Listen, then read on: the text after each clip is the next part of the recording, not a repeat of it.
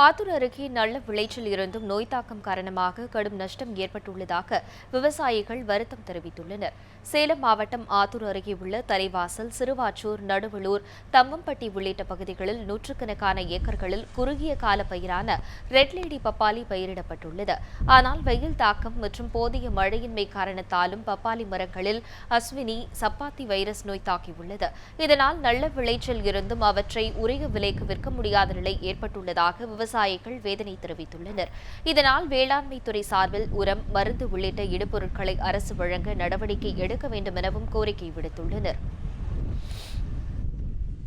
அதிகமாக வருது, கண்ட்ரோல் பண்ண முடியல. அதனால் மழை இல்லாதனால வறட்சி வரனால ஏதாவது கவர்மெண்ட் பார்த்து எங்களுக்கு ஏக்கரா ஒரு 4 ஏக்கரா 5 ஏக்கரா பயிர் பண்ணால் ஏக்கரா ஒரு 20 ரூபா 15 ரூபா நஷ்ட மாதிரி ஒரு இது கொடுத்தா, மானியம் மாதிரி கொடுத்தா நல்லாயிருக்கும்.